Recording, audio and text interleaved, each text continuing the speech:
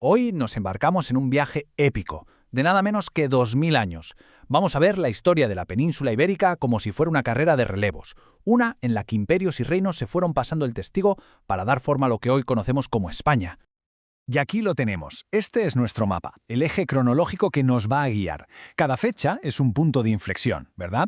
Es un momento clave en el que se pasa el testigo en esta gran carrera.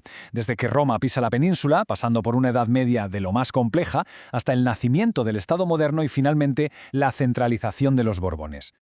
Venga, y para que nadie se pierda, esta es nuestra hoja de ruta. Vamos a recorrer estas 5 etapas que son fundamentales, desde los mismísimos cimientos que puso Roma hasta el nacimiento de un estado completamente nuevo. Pues arrancamos. Empezamos con el primer corredor de esta carrera. Roma no solo conquistó la península, la transformó de arriba a abajo. Y sus sucesores, los visigodos, intentaron construir algo nuevo sobre esa base tan potente. A ver, el concepto clave aquí es la romanización. Y ojo, porque esto es importante, no estamos hablando solo de una conquista militar, ¿eh? Hablamos de una transformación cultural brutal. Hispania adoptó el latín, el derecho romano, su modelo de ciudades, básicamente se convirtió en una pieza clave, un engranaje perfectamente integrado en la maquinaria del Imperio Romano. Y este mapa lo enseña a la perfección. Fijaos bien en cómo organizaron el territorio. Roma no se limitó a conquistar. Lo que hizo fue crear una red de ciudades y calzadas que conectaron toda la península por primera vez. Ciudades que hoy son importantísimas, como Mérida o Zaragoza, por ejemplo, nacieron de este proyecto. Es que el legado es inmenso, vamos, lo vemos a día de hoy.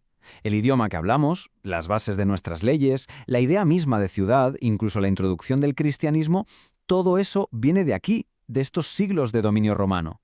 Son, literalmente, los cimientos sobre los que se construyó todo lo demás.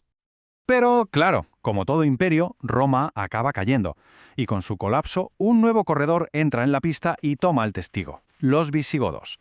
Se asientan en la península y, desde su capital en Toledo, intentan crear el primer estado unificado, mezclando esa herencia romana que encontraron con sus propias tradiciones germánicas. Y con esto entramos en una de las etapas más, pero más complejas y fascinantes de toda esta historia. Durante casi 8 siglos, la península fue un auténtico mosaico de culturas. Por un lado, teníamos a la brillante civilización de Al-Ándalus en el sur, y por otro, los reinos cristianos que, poco a poco, luchaban por hacerse un hueco en el norte. Este eje temporal nos ayuda a entender la escala de todo esto. Hablamos de casi 800 años, desde la rapidísima conquista musulmana del 711, pasando por el esplendor del Califato de Córdoba, hasta esa batalla clave que fue las Navas de Tolosa y la culminación final en Granada, ya en 1492. Fue un periodo larguísimo de conflicto, sí, pero también de mucha coexistencia e intercambio cultural. Y esta tabla, la verdad, lo resume a la perfección. Era el choque de dos mundos, literalmente. Por un lado, Al-Ándalus, una sociedad urbana, científica, avanzadísima, con Córdoba siendo una de las capitales culturales del planeta. Y por el otro, los reinos cristianos del norte, mucho más rurales, feudales y forjados en la guerra constante de la frontera. Y todo esto nos lleva a un momento absolutamente clave, el relevo que va a marcar el inicio de la Edad Moderna en la península, el reinado de Isabel I de Castilla y Fernando II de Aragón. Ojo, aquí la palabra clave es unión dinástica, y es súper importante entender esto. No fue una fusión, no es que Castilla y Aragón se convirtieran en España de la noche a la mañana. Siguieron siendo reinos separados, cada uno con sus leyes, sus instituciones y sus fronteras. Lo que pasa es que estaban gobernados por las mismas personas, una unión personal, no política.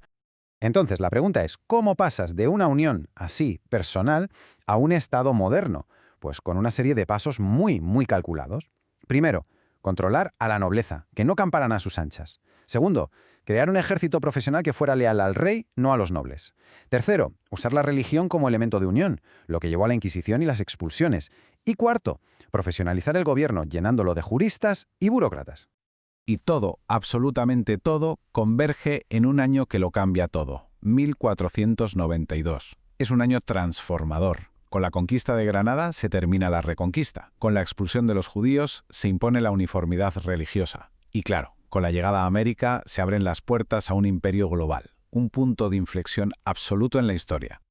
Y llega el siguiente relevo. La antorcha pasa a la dinastía de los Habsburgo, los Austrias, que heredan no solo una España más unificada, sino, de repente, un imperio global.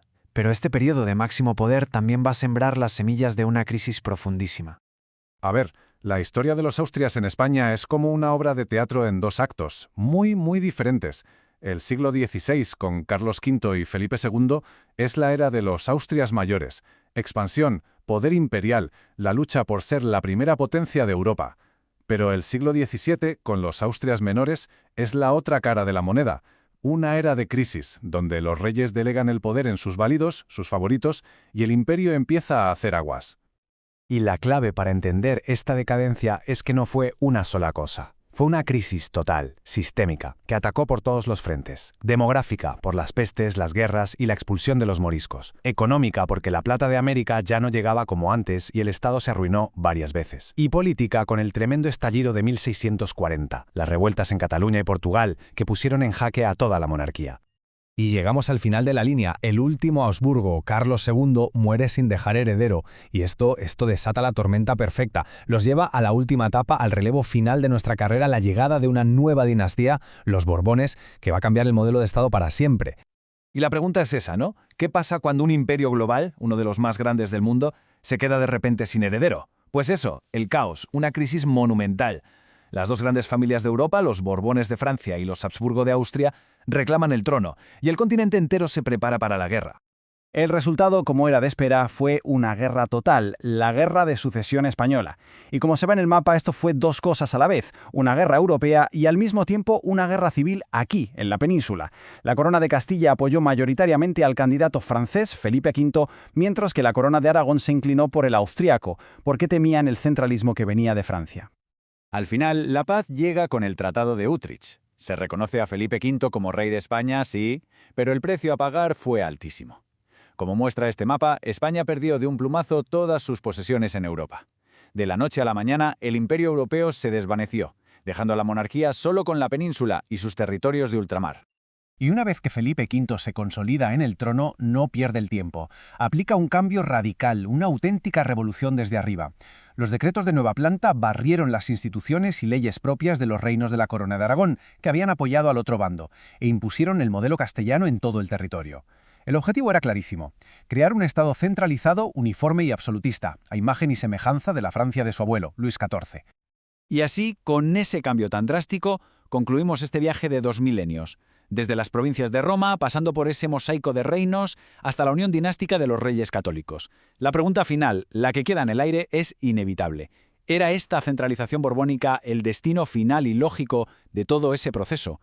Es una pregunta que desde luego nos obliga a reflexionar sobre cómo se construye y a veces se reconstruye un país.